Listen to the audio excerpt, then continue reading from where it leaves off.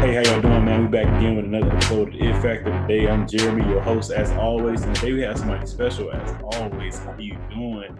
How are you doing? Go ahead and introduce yourself for the people. So my name is Nicole Ogden. I'm an embedded systems engineer, and I'm here with Jeremy, courtesy of the It Factor, here to just reach out and talk to the folks. All right, cool, man. So, knocking it out already, man. How was it attending RIT? I heard a lot about RIT. So tell me a little bit of something. So I attended RIT from 2005 to 2011, and for me, it was quite an interesting journey, just because within the first 2 months of me attending RIT, my dad sadly, passed away from cancer. So that was something I had been dealing with as a battle for like 5 years internally, and then it just kind of culminated with him passing away literally a week before his 50th birthday. So needless to say, it was a bit of a roller coaster. It was an emotional roller coaster. And the trials and tribulations include, I was supposed to have been suspended twice because my GPA, it plummeted from a 3.5 to a 1.4. I can only imagine, yeah. Yeah, so I only got it up to a 1.6. So, I mean, I switched majors. So anything you could think that could happen in undergrad happened, struggled academically, struggled emotionally, switched majors. Oddly enough, when I switched majors, the chairperson, my chairperson from my original department talked to the chairperson of the new department and said, hey, Nicole's not a bad person. She's not a bad student. It's just her father passed away. But the chairperson, who was sadly a woman of color, this was a Black woman, did not care.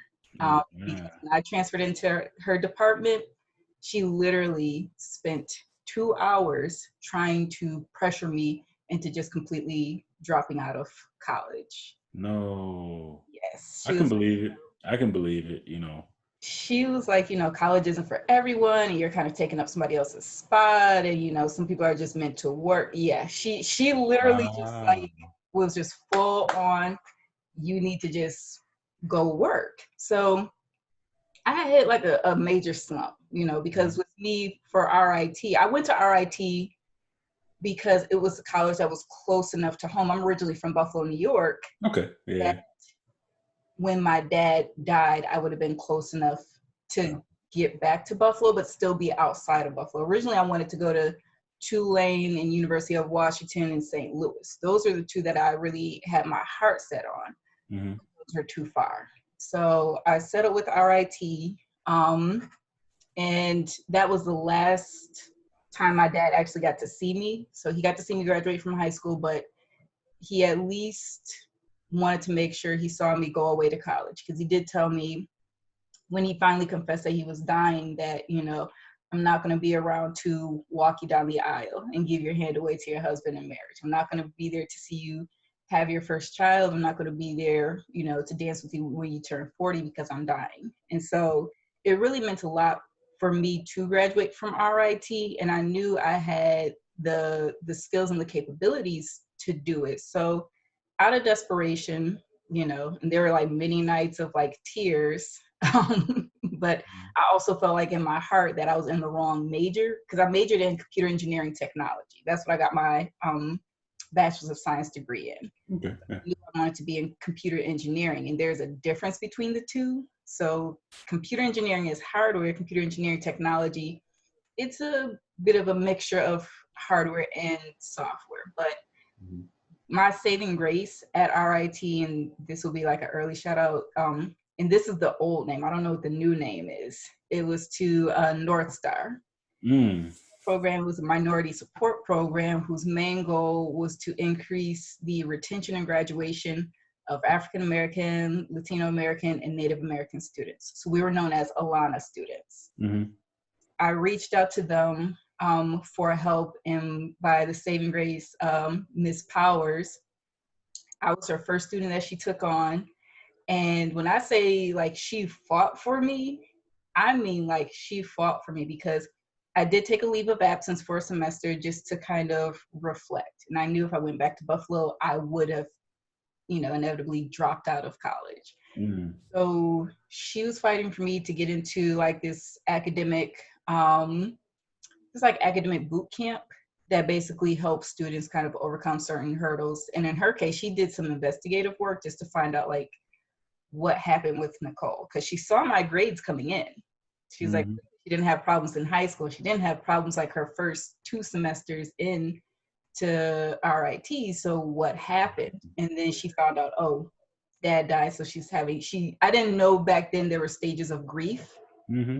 Because like when you're 17, 18 years old, you just don't know. So she basically developed a plan for me. But it all hinged on me getting permission from the chairperson whose department I was in, who didn't really like me, signing off on me being able to be readmitted back in, because RIT was on trimesters. So you had fall, winter, spring. I took off for the winter semester. I wanted to come back in the spring, but I had signed a contract saying I wouldn't come back into the fall. So I needed to convince this woman to let me back in for the spring, and she's not having it. So I went to her, and that's when she gave that whole speech of, you just need. It's not for everybody, And so crazy stuff saying that, So what Ms. Powers did is I went to her kind of sulking. She was like, "Don't worry about it," because she got me a job there too, because I also had to pay my tuition. Right. Okay. She was like, "Go to lunch, come back in 2 hours, and we will talk then." I came back in 2 hours. She was like, "Somebody wants to see you." Go over to her office. Went over to her office, and the woman was like, "I will only sign this paper under the condition that you get out of my department, and I never want to see you again."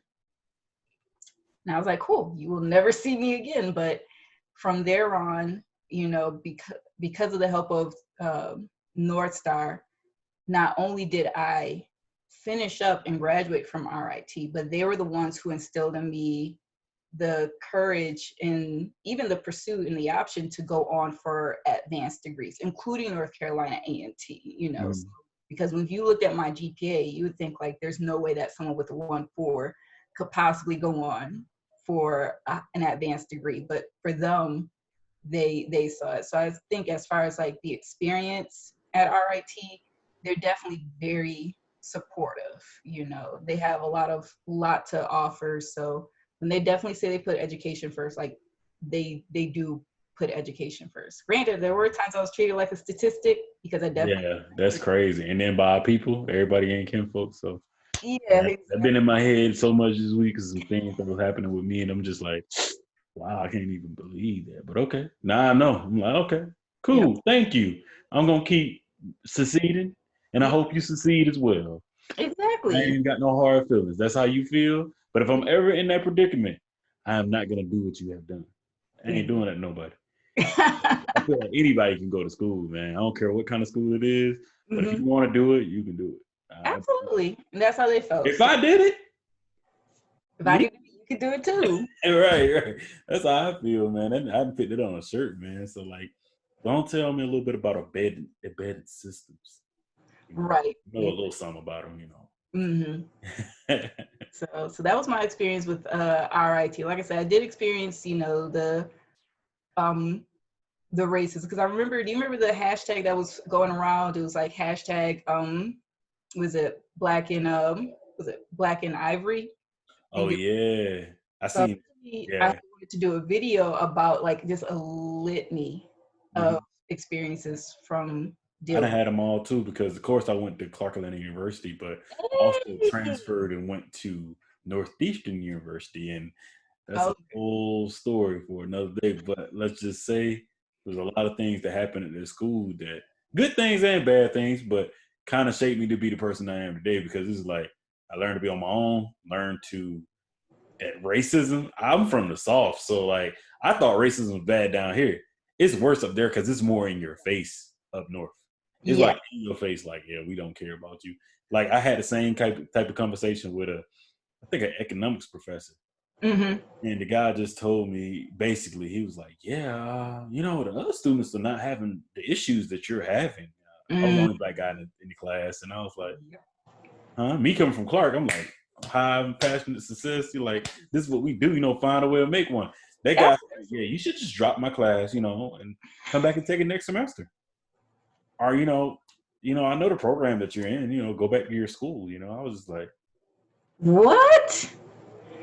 And and see, I told the dean, and he was like, yeah, we got to fix that. Cause I'm like, yeah, ain't nobody else gonna come from Clark, bro, if you got teachers saying things like that.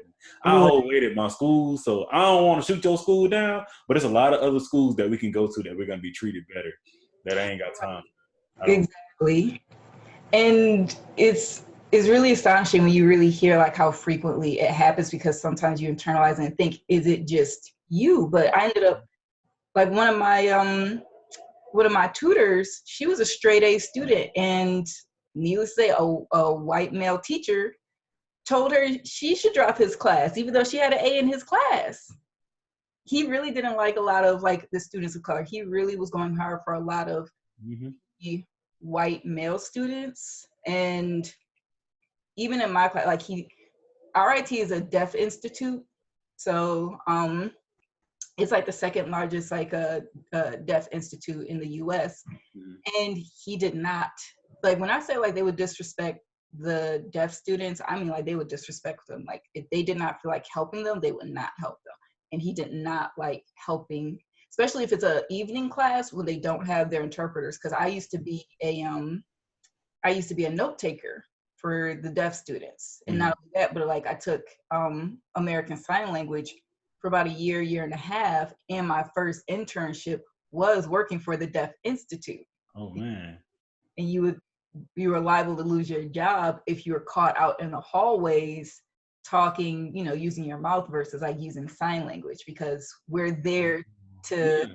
because there To are, make them feel comfortable, man. So how you gonna make them feel comfortable with you just going out talking like? you If know, you're away from them, I understand, but like, yeah, not around the area, so I can understand that. did not want to help them. So a lot of the deaf students would be pressured to drop their classes just because sometimes the professor didn't want to help them. Mm-hmm. One of my friends, she's from Mumbai. He didn't like her either. My other friend was he was from Poland, Warsaw. Didn't like him either. He didn't like me. And each one of us just dropped out. And my one friend, he's from Moscow. He's from Russia. Mm-hmm. And the professor just loved him. So at the end of the course, when the professor just like gleefully asked, like, so what do you think of my class? What do you think of my class? He looked him straight in the face, was like, you're a terrible teacher. he was like, he's like, you have nothing to celebrate or be proud of. Like the teacher's mouth dropped. He's just like, well, what do you mean? He's like, look at your class. He's like, you have 50% of your students left. That's nothing to be proud of. He's like, and on top of that, all of the students you kicked out were all the students of color. He was just like, the only reason you didn't kick me out is because You like me. it's because we're white men just like you. He's like, but you Mm-hmm. kicked out all of my friends who are Mm-hmm. people of I color. thought you weren't gonna say nothing. And thought I wasn't gonna say nothing about it, but Yes. And yeah, so that, a lot of people would complain, but just that's how a lot of these niches kind of get formed at some of yeah. these Because institutions. our complaints not heard, man. I don't care. Because I even went to the black dean. He's a black dean of engineering at Northeastern. And I Yeah. like him. I still talk to him to this day. But when I went and told him, he was like, "Yeah, I'm gonna talk to him." Da da da. I was like, "That's only gonna go so far." He a tenured professor. It's Yep. Northeastern. He probably went here. His kids probably gonna go here. Like, you know they, what? I'm just Jeremy. He don't care. they're not going to put their foot down. And I was also involved in a professor investigation as well, because I dropped the class and I didn't know that they were gathering witnesses, but they had me come in. This was my sophomore year to kind of give a statement. Mm-hmm. They wanted to know like what were the reasons for me dropping the class, and I was in there for 45 minutes. So I didn't think anything of it. I thought it was standard because it was the first time I got a W on my transcript. Oh yeah. Or it's about maybe like a year or two later, I get an email basically saying like, hey, we are launching an academic investigation into this particular professor. And we remember that you were one of the students who dropped his class. Mm-hmm. We still have your statement from why you dropped. We need you to come in and testify against him at his trial. because he's a tenured professor and it's hard to get them. Oh man. They're like, I was like, does he reserve the right to cross-examine me? They're like, yes. I was like, so I'm on internship. I'm in Skaneateles Falls, New York, which is just trying to graduate, so I ain't even got time. It wasn't even that. Like I was still like a ways from graduation, but it's just like, Skaneateles is 50 miles from Syracuse, which means, and I had no car, which means I have to take a taxi to get to, the nearest bus station, take a bus, get all the way to Rochester. And then when I get to Rochester, I need a place to stay.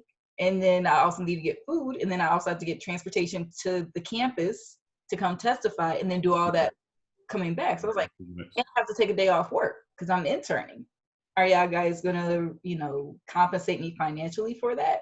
No, I was like, cool. I will type up my statement and you send it to you at his trial because I'm not taking that L on my finances.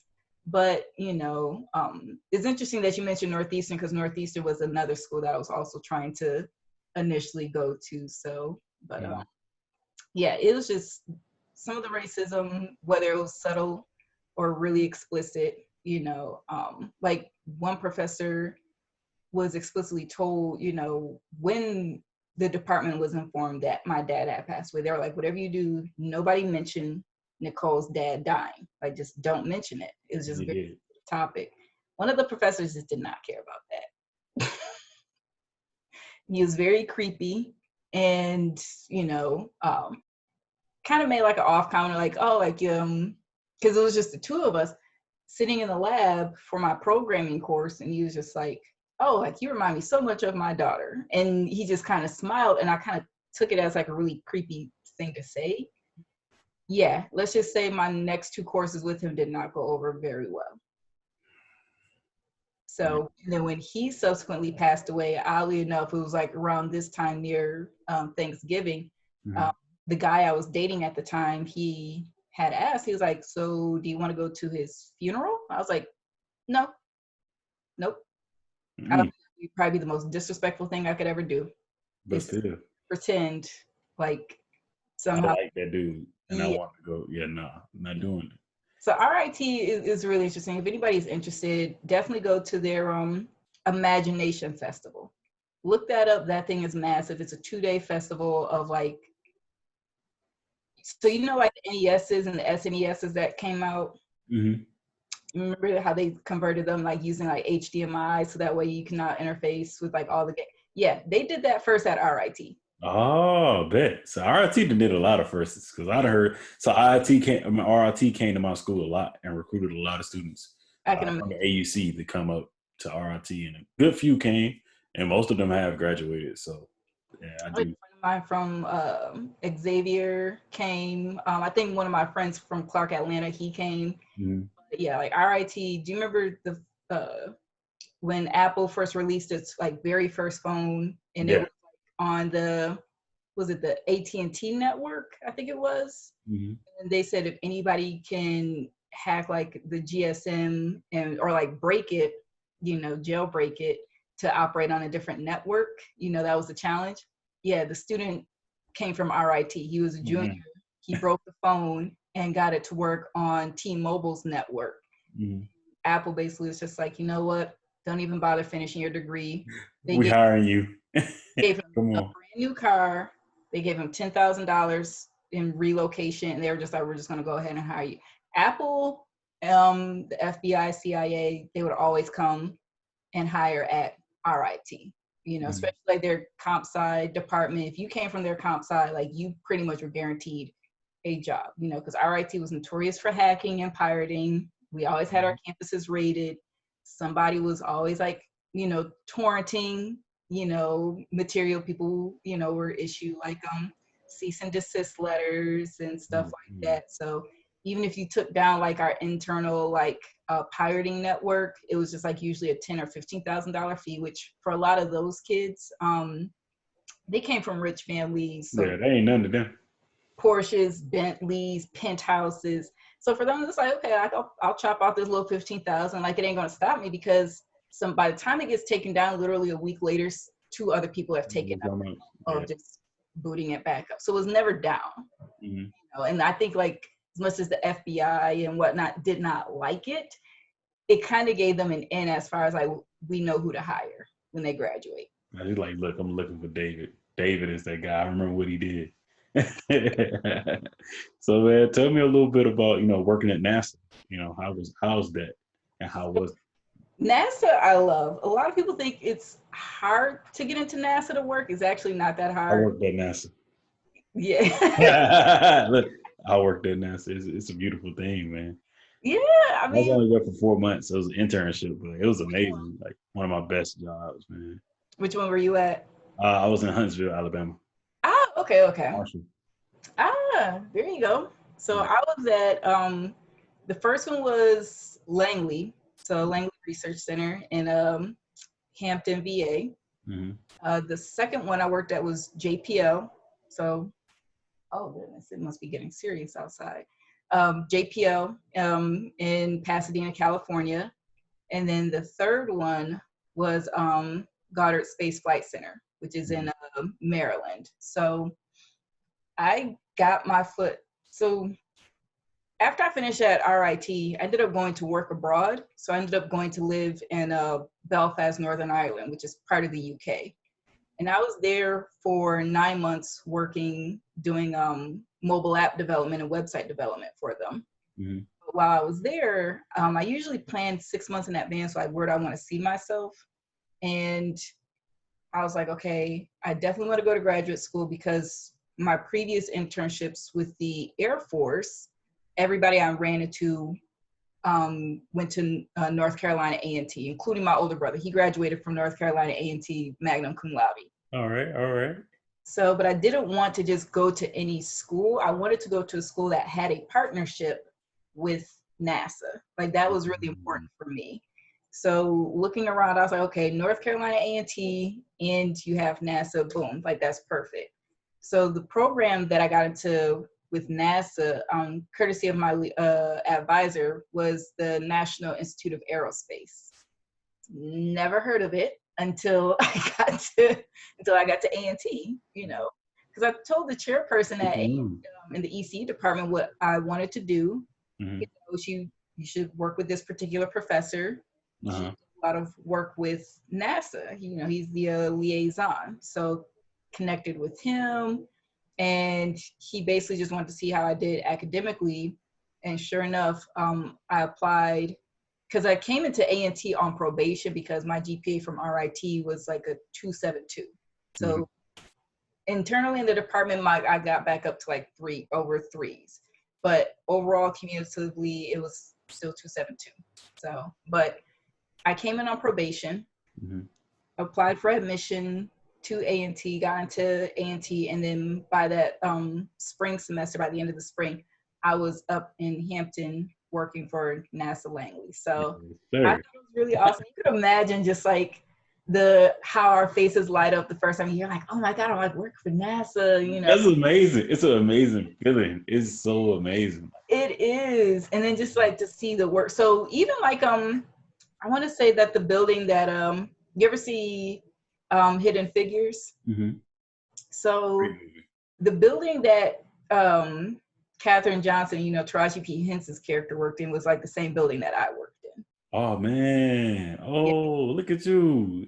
And what was interesting was the first time I needed to use the bathroom, I remember going into the bathroom and it was just completely pink. And I'm like, what is this? Like, what is going on? Like, this looks like a powder room.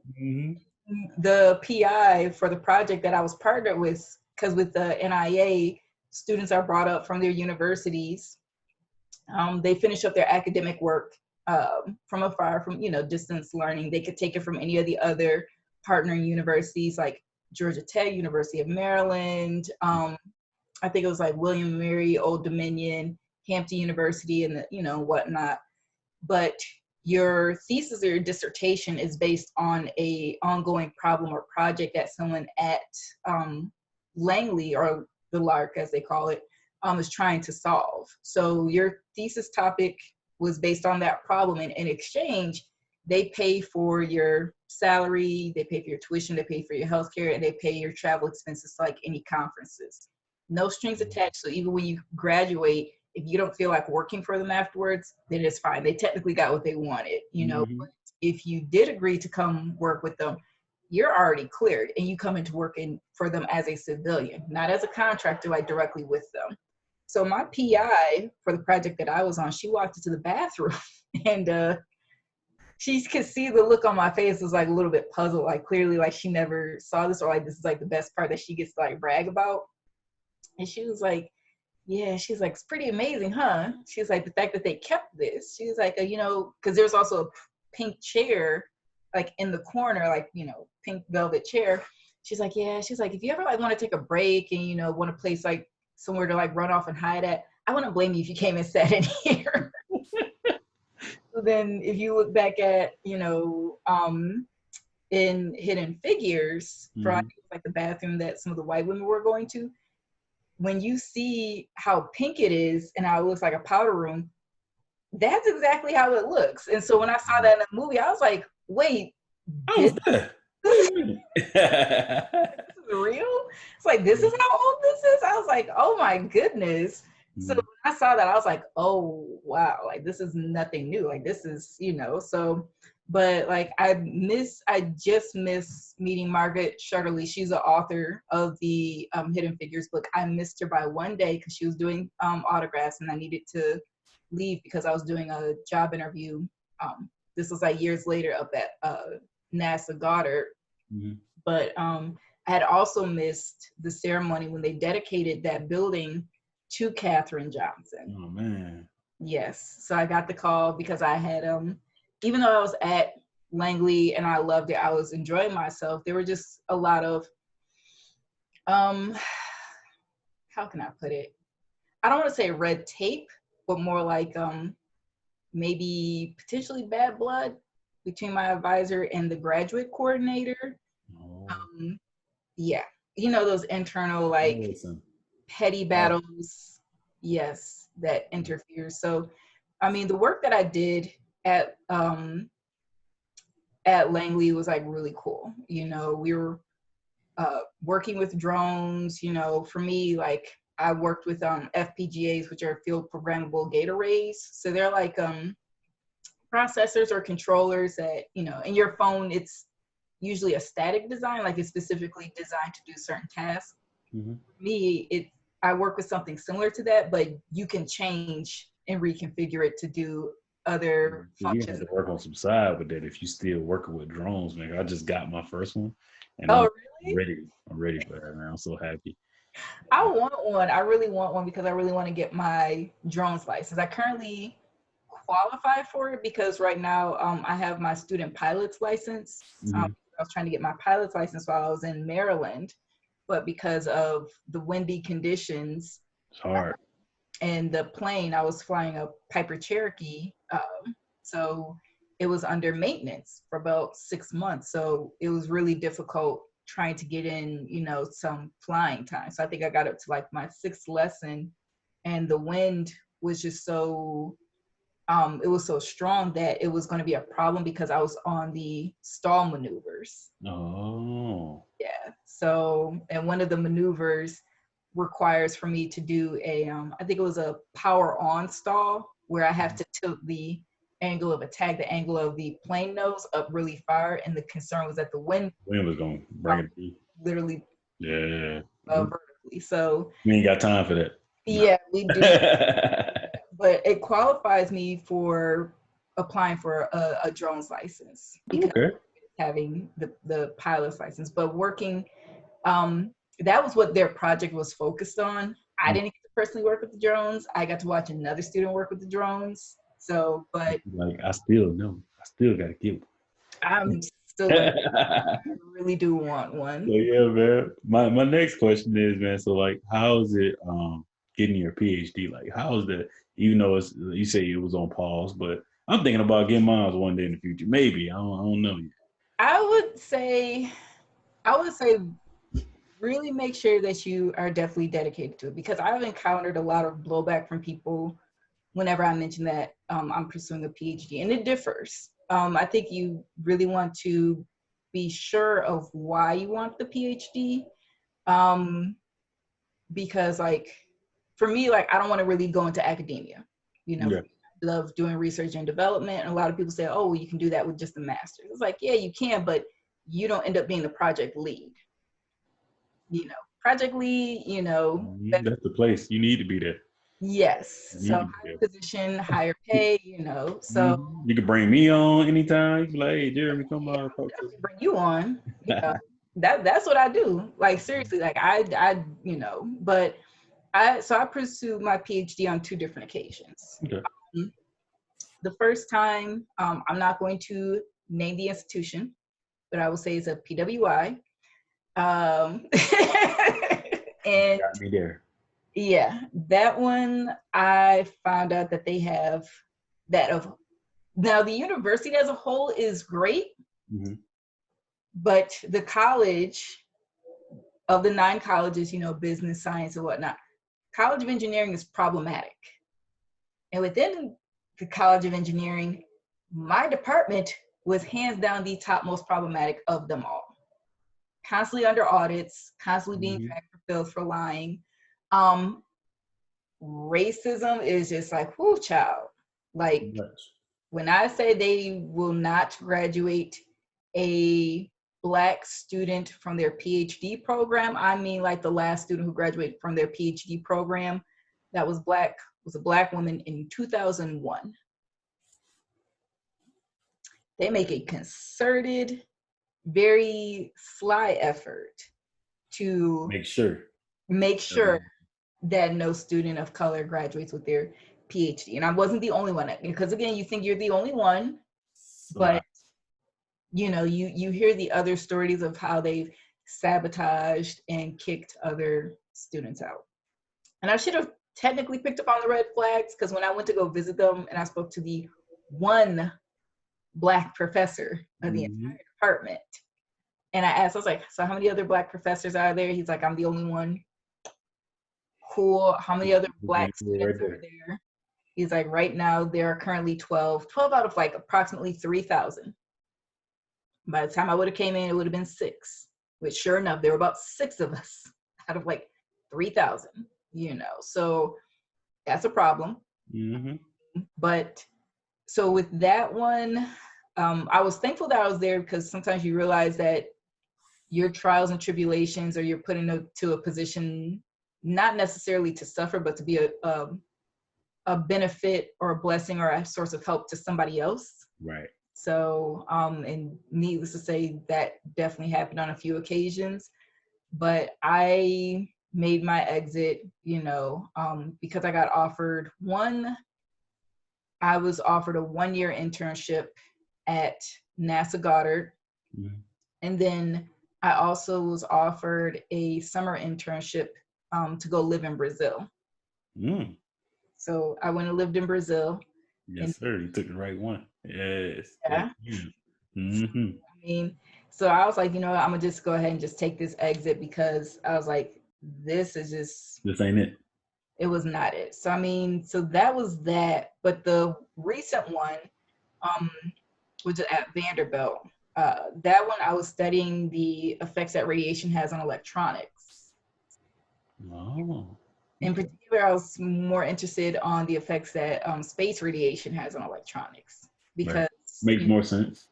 Yeah, I mean, I've worked on a few satellites. That was what my my initial thesis topic before everything kind of hit the fan at North Carolina A&T when I was up at NIA. I also worked on the Europa lander when I was out at California at JPL. And I also worked on another satellite called Qbert while I was interning at NASA Goddard before I was offered the 1-year internship. So you already got your background in it. So it's like, this is what I need to do it in, because I already got my background in it. Well, I wanted to continue on from my master's, because you know, my master's thesis topic got thwarted. You know, so it's like, well, you know, I didn't get a chance to explore it during my master's program, so I guess I'm gonna have to go on to my PhD and try to explore it there. So that's what I was doing at Vanderbilt, because Vanderbilt is, I think, ranked the #1 university for studying radiation effects. That's what they call rad effects.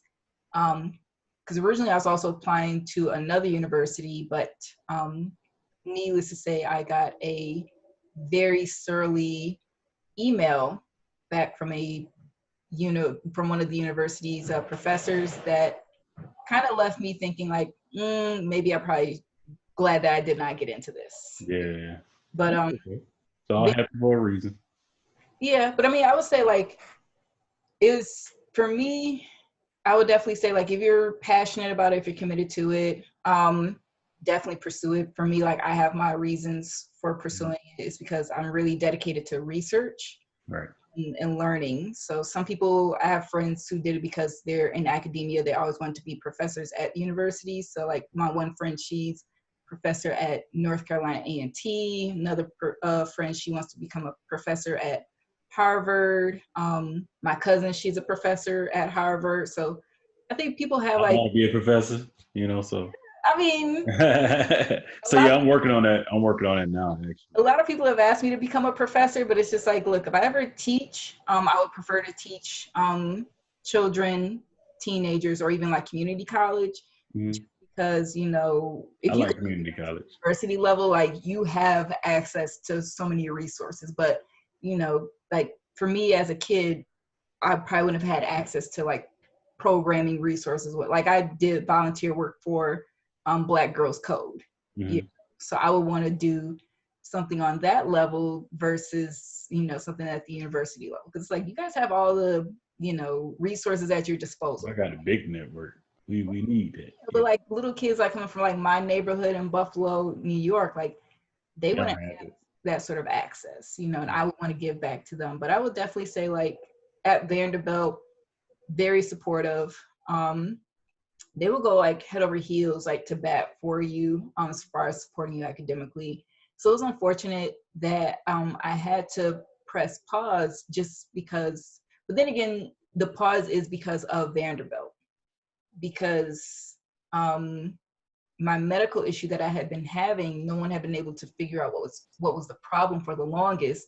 And it wasn't until I came to Vanderbilt, because of their medical program, that they were the ones who found and figured out my problem. So I'm thankful because now I'm alive.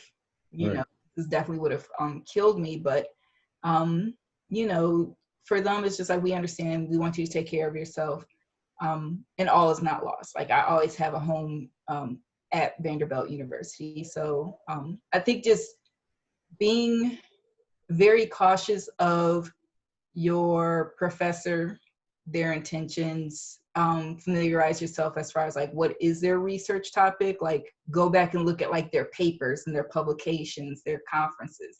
And if you can, talk to their former students, ask them what type of person that they are, because the professor that contacted me from the other university wanted me to come on as their student. And the first initial email seemed like very happy and very excited. And then that follow-up email was just like, seemed like something straight out of the gates of hell, So you want to be very, because like someone said, Ph.D. is like marriage. If it works, if it flows, it'll flourish and it'll be very beautiful, and you'll have like a long-lasting, wonderful relationship even after you graduated. Otherwise, it's going to crash and burn and end in like a very nasty divorce if you don't select the right one, because there are some professors that are there to just eat their young, especially if they feel like their young has the potential to be a source of competition upon graduation. But then there are others that, kind of relish in like looking at you as like their child, and they're like very proud of you. It's just like, helping to see you succeed. So it's worth it. But what one of my friends, she did is she called the university and asked to speak to their Black alumni network.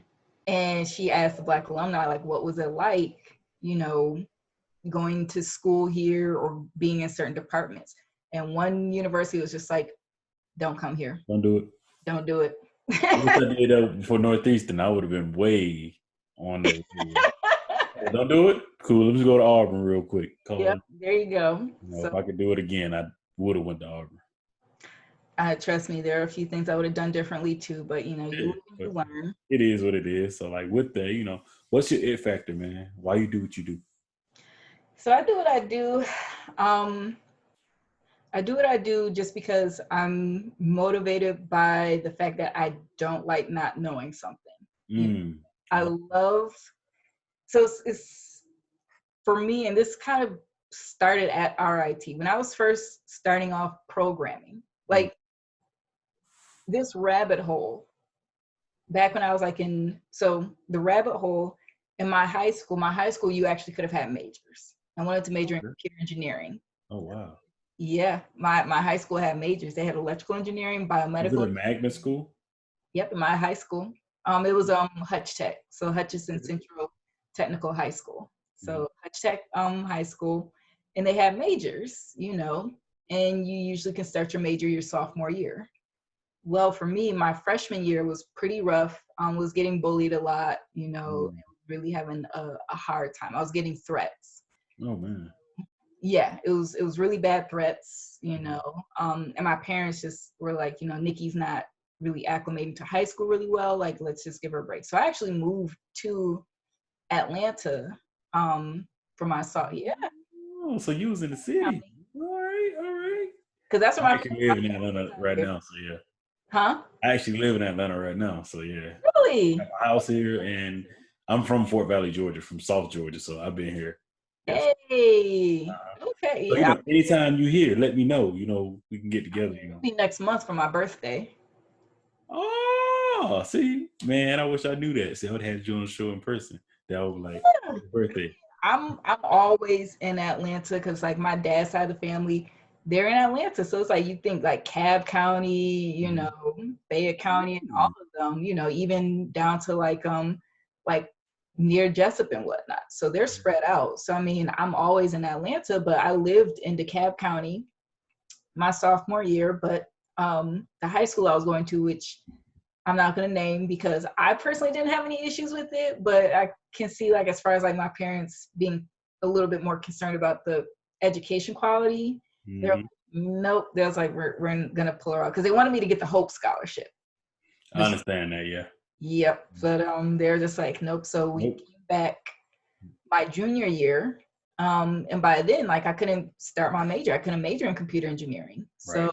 Like, hey, I just gotta do school right now, man. right, well no, it was just like they put me in general engineering. Oh. So, because you have to have a major, but it's Okay. Yeah. mine. So just watching like my friends, the guy I had dated, during my freshman year before I moved, everyone was just going through it and watching them pro. And it's like, man, I really want to do that. So I was like, okay, you know what?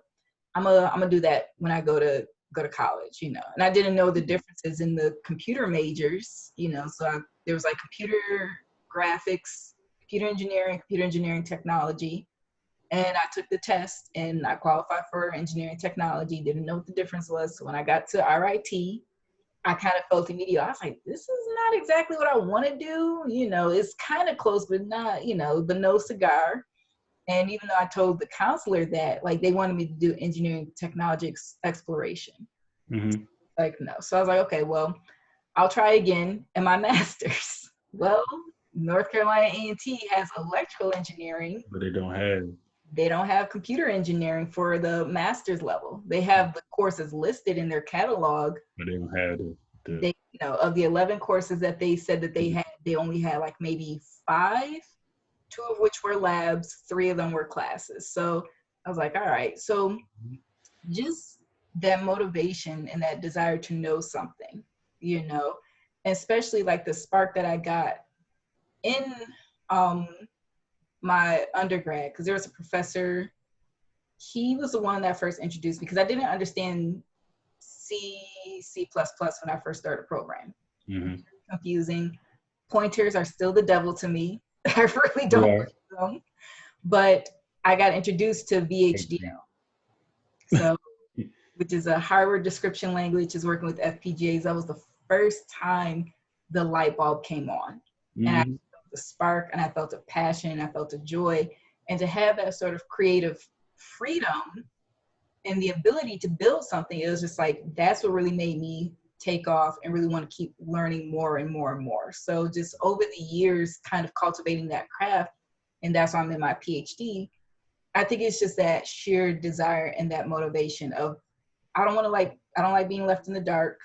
Mm-hmm. I aspire to be a know-it-all, but it's just like, I just want to know enough to, develop tools and technologies that I feel like can help us as a society get to know other worlds that are unbeknownst to us. Right. That's why I'm interested in space. There are so many like galaxies and worlds that are just unknown. I want to help, develop technologies, space-based technology, because that's what I want to do. I want to develop space-based technology to help explore like deep space galaxies, or even like anything for deep underwater exploration, because I'm also a scuba diver. And so I've been down 90 feet. Oh man, see I'll let you have that one. That bad. It's not that No, bad. I do it though. I do it. I wanted to be an oceanographer. When I was a kid, because I found out what that was. I researched it, and I was like, I really was gonna be an oceanographer. That was crazy. Like, I really wanted to do that. Like, I told my mom, I want to do that because I love fish growing up. I was like, I think you would love it if you did. A lot of people are like, but it's like once you get like 30 feet under, you really don't notice. You're just like, let me keep going. From like 90, 80, like 85, 90 feet, you'll look up, you start reaching your hand up because you think you can actually touch the surface. You don't realize how far down you are, but you start seeing a lot of like interesting specimen that you never get to see like close to the surface. Oh man. I've seen sharks. No, they do not bite. Unless they provoked. Unless you have food, in which case then they just like will try to like circle you, and they'll like try to like nick your arm and scare you into releasing the food, but then they just take the food and they just like dart off. That's respect. That's what's up. So like that's amazing, man. So like do you have any questions for me? So my questions for you is, what made you start the It Factor? To be honest, man, I thought about this while in college. While in college, I was a computer science major and computer engineering major. And I always looked for somebody to look like me to talk about coding. I was doing Java. I'm like, I don't know how this works. Let's YouTube. Not looking this boring guy like, hey, this is how you do the it statement and the if statement. And I'm just like, you know what? One day I'm gonna create a channel. I told my boy that, and I'm just one of those people that was just like, let me create something for the people, that I can just bring on anybody, man, no matter their profession, and they can talk freely about what they do. Because we don't be highlighted in this segment. Like a lot of people don't highlight people that's in the tech business world or any profession. I had a guy on earlier that actually is a cook. So he cooks and stuff like that. And he's saying he working to be a dietitian for athletes. And I was like, bro, you can be. He was like, yeah, first I didn't know if I could be on the show, because I was in tech. And I was like, no, anybody can be on this show. So yeah, it's like a show for anybody, for our people to just tell our story and our journey.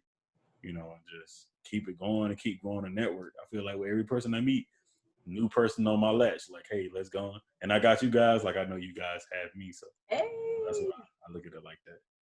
So my cousin went to Clark, Atlanta. So I know how you guys are. Y'all get real turned. It's amazing school. Like between Clark, Atlanta, Howard, and GHO. All right. So I know we all didn't get a chance to enjoy that. But how was your experience at Clark, Atlanta? It was amazing, man. Like I did it. When I say I done everything there, I done it all. Like I done, had the parties, studying in the library like to 5 a.m, trying to get an engineering project together. Like, hey, my professor said we gotta have this car, it gotta drive. Like, I met my now girlfriend there, been girlfriend for 4 years now. Met her there, became Greek there. So like a lot of firsts. I was gonna ask, like, did you pledge? Like, what'd you pledge to? So I'm on 580 Sigma, great. Oh, okay. We out here in these streets. I got you. I've been wanting to pledge Delta for the longest. Okay, cool. Do it. Go ahead. Now, how'd you get into NASA? So, knowing people. So my cousin, I would say like a mentor. Once I started playing sports in high school, so we always stayed in touch and stuff through that. But once I came to school, it was like my freshman year. And we were sitting out one day with like one of my uncles, and he was just talking like, "Jerry, man, what you doing this summer?" It's freshman year, so I'm like, "I'm going back to Fort Valley." He was like, "Nope, you already got a job with NASA." I was like, Hey. "What?" At first, I was like, "What? I got a job with NASA?" Then that next week, he was like, "Send me your resume. We're gonna write up your resume. We got to do this, and we're gonna send this." And I was like, everything just started going fast. Talked to the guy, did the interview, got the job. Okay. Still had that connection to this day, but it was amazing. Like it was a great experience. I think I needed that. I needed that experience to leave and see something new. And also, like in high school, I visited the Kennedy Space Center like twice because I was in the STEM program. And when we visited it, of course, we need a better program back home. But like, I feel like it's not there no more. So we could do that. Me and a previous person was saying that was on the show was saying that we got to bring that back to Fort Valley because kids need that. But when we went to Kennedy, I was like, and they was like, "Yeah, you guys gonna be here one day," and I was like, you know what? It's crazy how I ended up working for NASA. Like, and I used to visit and be so happy. Like, I was like, "Oh man!" Tell my mom about it. Tell my friends, like, "I went to NASA, bro." Then that next couple of years, I was working. I was like, "Oh, it's crazy how God works, and you just end up getting the fruits from your labor. Like, you put the work in, it's gonna pay off." So that was amazing. It'd be nice if they had like a location in Atlanta or at least in Georgia, because I Man. really, before getting this job here in Ohio, I only wanted to be in either Maryland back in the DMV, or I really wanted to be in Atlanta with my peoples. I Because really, if I can be in Atlanta at NASA, like yes. if they ever build something here, it can be like in Forsyth or like away from everybody. Right, yeah, I'll go drive there every day just to work for NASA because I NASA's would a too. great place. It's a great place for us too. Like a lot of black people don't know that, but there's a lot of us at NASA. Like we everywhere. I was I was a part of a team that Mm-hmm. everybody was black. And I was like, I thought every job was gonna be like that. I was like, oh man, you Like know. my team at Goddard, they were all black, and I loved it so much. Like it was a joy, and that's why I was like, they really need to be in like Atlanta, because I mean everything is in Atlanta right now. So, Mhm. but what would you want to get your PhD in? You know, I'll get my MBA as of now, so I can like be a teacher at a community college. That's pretty much me doing it. But me getting my MBA also like have my business, of course, try to learn more about that. But to Mhm. be honest, I don't know what I want to get my PhD in, but I need to know. Like I'm just trying to like wrap my head around it because I like tech, but it's not as much as I like tech previously. Like the job really made me like, I don't Yeah, like I don't like programming, I would say, but like the engineering aspect, I wouldn't mind doing that. But also, I'm a writer, so my mind is like at a million places of saying I like, mean, you could always be like a technical writer, because I did have a professor say like whenever I would do my reports, they could tell like if somebody like stole my report, they could tell who they stole it from because of the way that I wrote. mm-hmm. They're like, yeah, they're like, Nicole, like if you ever decide to not pursue engineering, they're like, you definitely could make a lot of money as a technical writer. Oh man, so I'm gonna think about it because like I got time and stuff, but a lot of my friends like, hey, yeah, you say you want to be a professor, dog, you got to get a PhD. And then it's even certain professors that was like, you don't have to. I don't have a PhD. You I'm really like, don't have what? to. So which one is it? Like, you know, so You don't have to, because yeah. the professor that I taught, that I was a TA at the first time I pursued my PhD, Uh-huh. um, he was not. He had his master's, so he taught Intro to C++. Yeah, he never had his. You don't need a PhD to be a professor. Right. So I'm just working it. And Good. then one day I'm pretty sure I'll just be like, you know what? Hey, if I get a great idea, I mean great college like university, if I'm able to even go back to Clark, I'd be like, hey man, you know, y'all help me get this PhD, you know, There you go. work some out, you know. So Oh that's yeah, my there's plan. definitely like a lot of money out there, Mhm. depending on where because There you go. Yeah. the other university, they're like, oh yeah, you have to pay your first year for PhD in order to come here. I was like, What? you take out student Since loans when? for a I'm PhD? not going to school again to pay for it. Like, no, that's not how it works. No, and I didn't want to disclose to them that I actually did technically have my own money, Right. coming in, but it's just like, yo, like, that's the other reason why I went to Vanderbilt. Vanderbilt gave me like a lot of money to come do their a lot. They had to have a meeting trying to figure out how to disperse the funds, but it was just like to have someone tell you like, yeah, like you can get your PhD, just take out some more student loans. Really? No, we ain't doing that. Thank you though, but no. So. But yeah, with that, man, you know, I would say any person you want to shout out or anything you want to leave off with. So as far as the people I will definitely like to shout out, so I already gave a shout out to the Minority Support Program. Like I said, they were North Star for me at RIT, because definitely, hands down, I would not have made it here to this point were it not for them just having faith in me. Mm-hmm. And that also includes, I was in LSAMP and then the McNair program. I wasn't in McNair, but I mean, like, still shout out to them because of the support that they loaned. And even Upward Bound, I was in Upward Bound in high school, and they tried to take that away from us, but they definitely fought to, you know. Yeah. I had LSAMP scholarship at one part of time too, so. Yep, there you go. But I mean, my projects, you know. Absolutely. I love them, man. They saved my life. Them and bowling saved my life. Like, money-wise, like, oof. Yes, but I mean, as far as like people, like my mother, just tried and true, you know, because, and I'm not sure if you dealt with this, but it's like sometimes, like, you know, some people will glamorize certain people who have like advanced degrees or doing big things, but then when you tell them that you want to do the same thing or are trying to do it, they try to shoot you down. Yeah, it's like, bro, yeah, man, be happy with the son. So, you know, you got a good job. It's like, yep, I don't want to work for somebody else for the rest of my life.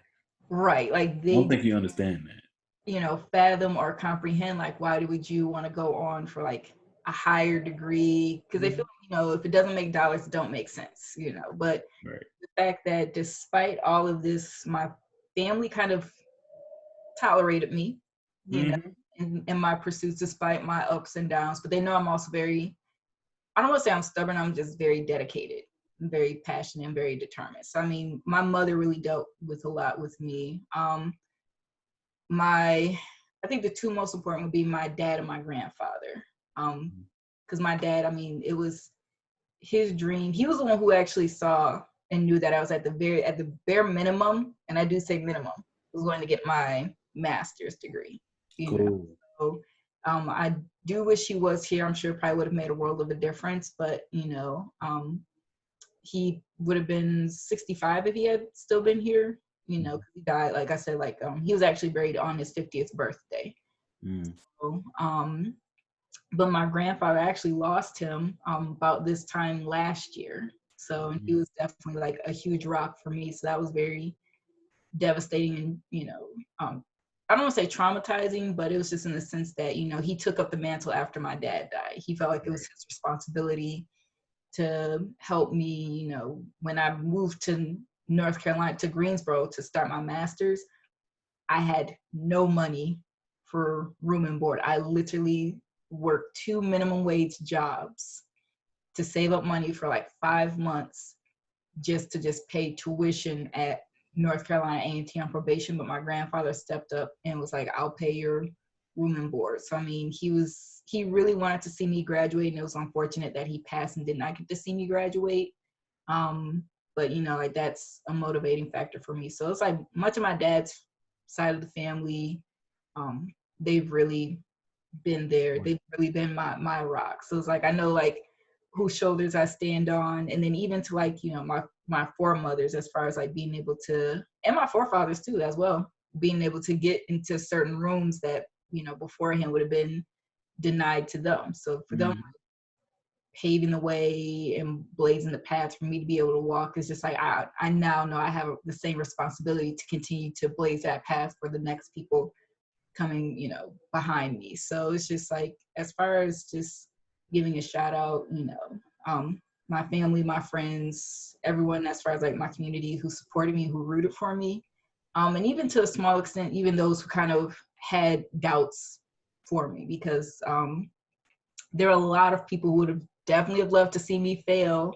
The discouragement to set in and really work and, you know, knock me off my path and my pedestal. But needless to say, you know, like what you follow the path that makes your heart beats. You know, you fight the battles that make your blood boils. So, Right. you know, that's probably why I am, you know, where I am today. So despite my medical setbacks, you know, it's just, like I said, I was in the middle of forming my master plan of where I want to see myself in the next 5 years. So hopefully I'll be making some major moves, you know, but just I write my dreams and my goals in pencils because they will inevitably change. So I understand that, but it's okay though, because our path, man, is not a race, you know. So in yeah. time, when it's time, Mm-hmm. we're gonna be there. We're gonna look back and say, "Hey, now let me see how I can get more people to this point." You know? Right. But I also want to give a shout out to you because it's like trying to find like other people on Instagram who, you know, who are, you know, Black in tech, like it was really hard. Yeah, So it's shout out to you. real hard. But thank you, man. Thank you for the shout out, and I look forward to working with you more often, man. And Yeah. anytime that something coming your way, let me know, and we can be involved. I can bring you on the show multiple times, you know. So it's anything. I'm glad that I was able to make this connection with you. Yes. Like I said, maybe we'll get up, you know, when I get down there next month. Cause like I said, next month it'll be for my birthday. Okay. Well, just let me know, and I look forward to talking to you soon. Hey, appreciate it. All right. Bye bye. You take care.